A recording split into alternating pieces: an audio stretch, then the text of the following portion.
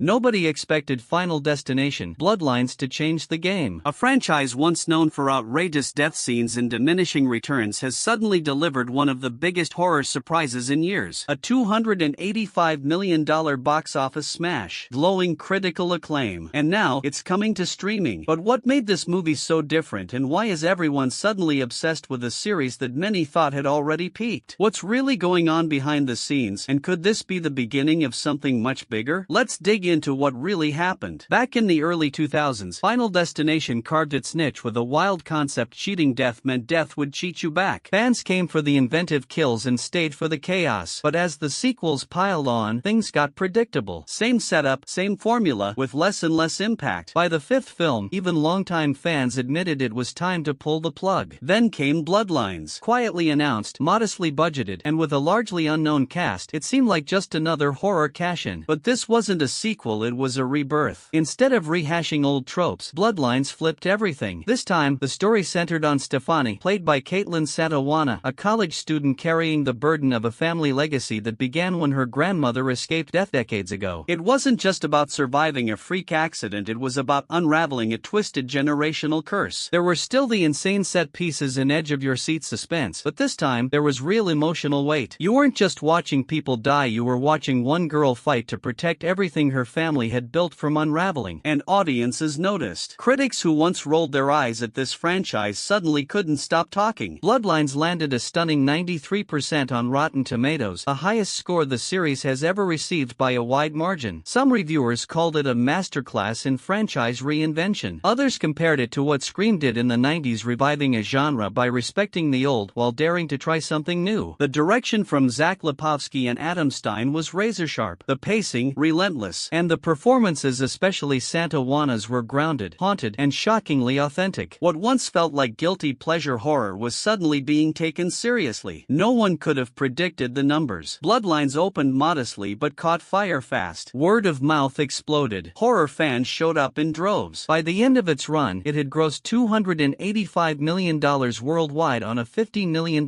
budget. A return like that is rare, especially for a franchise 6 movies deep. But this wasn't just a win for the box office. It was a cultural shift. The Final Destination name now stood for something more than elaborate death scenes. It had narrative weight. It had mystery. It had teeth. And now, the movie's coming home. Final Destination Bloodlines will be available to stream on HBO Max starting August 1st. It will also air on HBO itself the next day, August 2nd at 8 p.m. Eastern Standard Time. And here's the kicker: all 5 previous films are already available on the platform, which means a new generation of viewers is about to dive into the entire saga from the very beginning. For fans who missed it in theaters, or skeptics who didn't believe the hype, this is their moment. No ticket needed, no spoilers feared. Just press play and let death do the rest. Here's where things get really interesting. Warner Brothers hasn't officially confirmed a 7th installment, but they might not need to. In today's Hollywood, streaming numbers often speak louder than ticket sales. And if Bloodlines dominates on HBO Max the way it did in theaters, the next chapter might already be inevitable. Directors Lipovsky and Stein have hinted that they're not done. In interviews, they've alluded to unused concepts and unexplored timelines that could expand the mythology even further. One rumored idea involves a timeline reset where the survivors from different movies might unknowingly be part of the same overarching fate. Nothing confirmed, but the internet's already buzzing. Of course, Bloodlines wasn't the only horror success this year. Ryan Coogler's Sinners has been dominating headlines with its bold themes and visionary execution. But here's the twist: Bloodlines didn't get buried. In fact, it thrived alongside Sinners, proving there's room for different flavors of horror: the prestige-driven psychological horror and the adrenaline-fueled supernatural thriller. And that dual success could reshape what studios greenlight going forward. It tells them that audiences want depth and spectacle, gripping stories and gut-punch kills. It's no longer about choosing between art and chaos, you can have both. So what happens next? For now, all eyes are on August 1st. That's when Final Destination Bloodlines begins its second life, this time in your living room. It's not just a streaming release, it's a test, a measuring stick for what horror fans really want next. If it succeeds again, and all signs suggest it will, we might be on the brink of a whole new era for this franchise. One where the rules of death evolve. One where the past isn't just back, it's hunting us harder than ever. Because as we've learned time and time again in this universe, death doesn't forget. It waits, and it always finds a way.